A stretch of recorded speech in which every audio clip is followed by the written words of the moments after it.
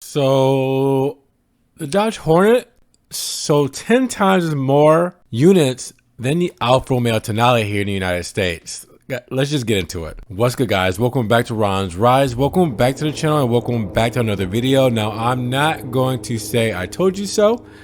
Not at all. But if you guys have been following the channel for some time now, you already know we broke the cover and the news and the spy photos of the Hornet. I went to the Alfa Romeo and Dodge dealership. I had a whole thing, whole video, whole series of talks about the Hornet and the Tonale and the market here in the United States and how well the Hornet might impose on it a little bit.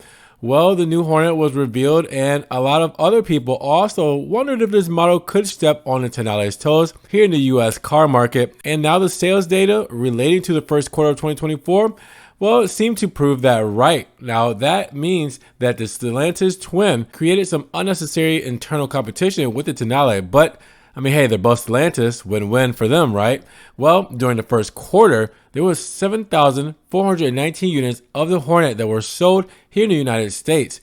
The same period, only 728 Alfa Romeo Tonale units were sold. Therefore, that Italian-esque Dodge SUV, well, recorded an overwhelming supremacy compared to the Biscione model from which it comes from, but differs very few things of. Now, in addition to the greater popularity of the Dodge Hornet here in the United States, which we expected, the price will also make a big difference. Remember, the Hornet here in the United States starts at $31,400, while the Alfa Romeo Tonale here in the States comes as only the PHEV, the plug-in hybrid version, and that starts at $43,485. Now, this also ends up affecting sales of the two models. According to rumors, Alfa Romeo executives knew this could happen, and in fact, when they heard about the Hornet, just like us, they weren't too happy about the news. You know, given that the Tonale first previewed as a concept in 2019, well, the Hornet was announced 3 years later and ended up being released on the US market before the actual Tonale was here in the US. Now, what does all this mean? Well, it's certain that the Dodge Hornet beat the Tonale by more than 10-1. Now, the Hornet does take a couple of wins over its other siblings because in reality, it sold more than the Giulia,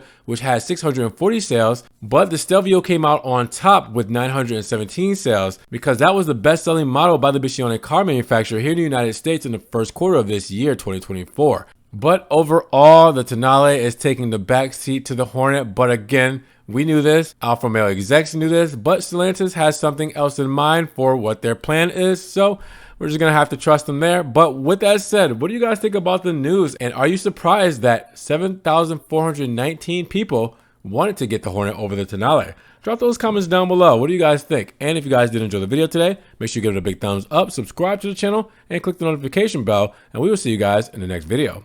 Peace.